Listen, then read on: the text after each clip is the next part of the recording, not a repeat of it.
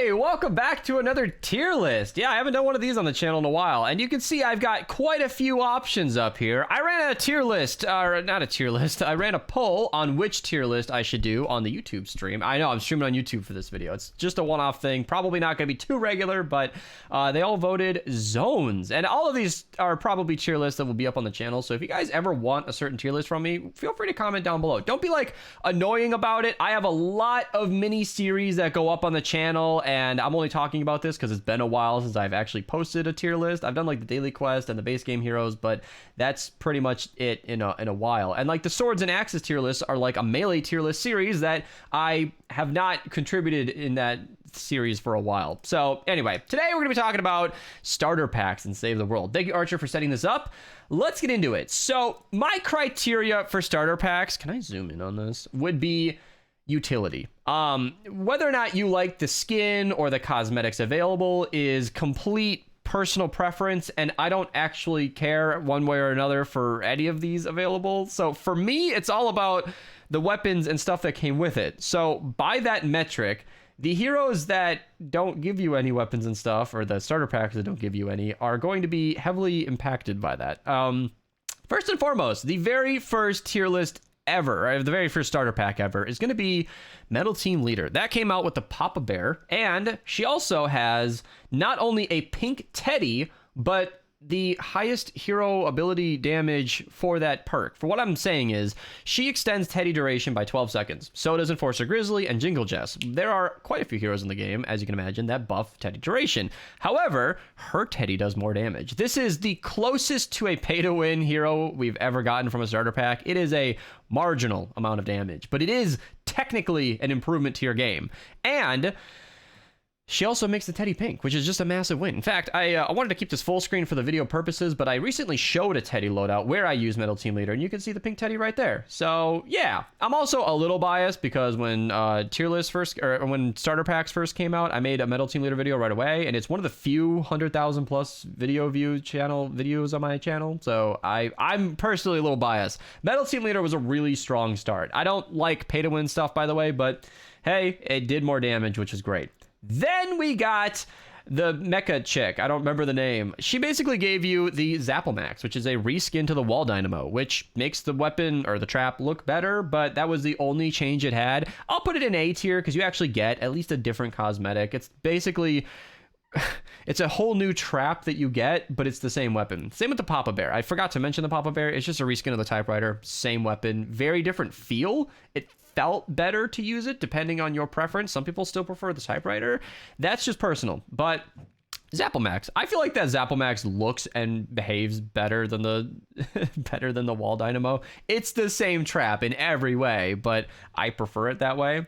You say Powerhouse was the second one? Well, that's the next one I'm going to talk about, because Powerhouse, the Powerhouse, whatever the name, his hero ability was basically just an extra radius in the shockwave. Hers was like plasma pulse damage or something, not super significant, and neither was his, but he gave you the electro shock rifle, which I will link my video on all the packs down below if you're curious. The electro shock rifle was super satisfying to use, and so much so that I supercharged it. It was one of the first weapons I supercharged because it made it kind of strong enough to be useful. It's a reskin of the Argon assault rifle, which is not a very good AR, and the electro rifle is not insanely strong, but I actually got some use out of that, and I really enjoyed it. Now, I've spent so long talking about these three because things are going to get uninteresting very quick. I think the last reskin we ever got was Samurai Scrapper, which is just a reskin of the what's the name of the spear? People in the chat down below can tell me, but you basically just, push things off the Sir Lancelot. It's not that useful, and his perk is like heavy attack reduction, the energy cost reduction. It's not super significant, so I'll put it in low A tier, and that's it for starter packs that actually impact the game. And I don't want to just waste the rest of the tier list by saying I don't care, because I don't super care, but there are a few standouts. First and foremost, we do actually have skins from the game, which, on the one hand, I want to put Ray in like A tier, because like Ray as a robot is, a character that you can run around and use is awesome, but they made you buy it.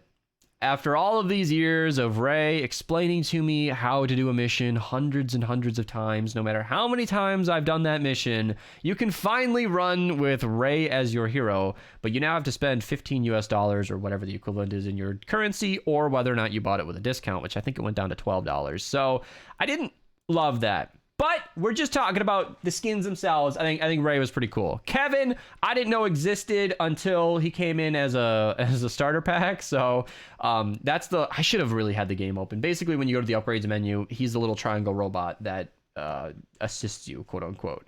And so that was kind of fun. Lars, you save from the van forever. He's useless. So because I don't think I like Lars, I'm going to put him in C. Although Lars is part of the boom base people, the rad heroes, so they're pretty good in the game. I'll put him in B just because of the people he's with. You know, he's really he's elevated himself within his social group. I think that's a good position for him. Lockbot, I didn't even know who that was. A lot of people who commented about him were really excited that he was finally in the game. This was a new Save the World character for me. That was I wasn't aware he existed, so I wasn't particularly excited about that. And I think Kevin bot, same deal. I don't even know. I didn't even. So at least because these 4 or 5 are Save the World characters, it made a little sense to be associated with Save the World. But these last two are when we get to the area, the D tier, where Epic decided to just basically give you BR skin packs that also give you Save the World. This is where, like, at the tippity top of the iceberg here, the tier list here, we had heroes that gave you a reskin of something in the game, an excuse to kind of play the game. Archer, you forgot Deimos. Oh, Dave, he wasn't starter pack. He was. Was he not? He was Fortnite crew. All right, you get a pass on this one. All right, so Deimos was a Fortnite crew, but he would still be in like the A tier because his abilities are kind of useful for a base game player, I guess, if you're just starting out.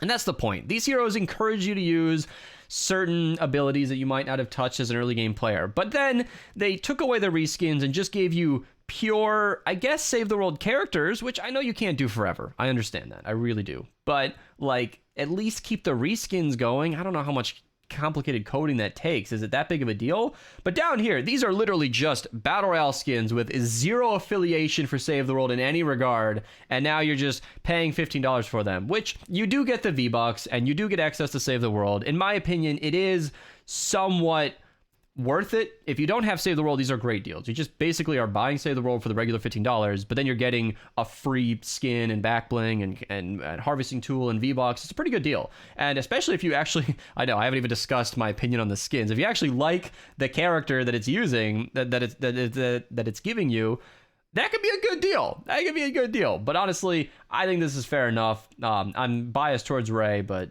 I mean, yeah, I explained myself pretty clearly. So yeah, link to the videos on those down below if you guys want my individual reviews on the reskin stuff. But yeah, that's about all I have to say about that. So I'll see you guys in the next one.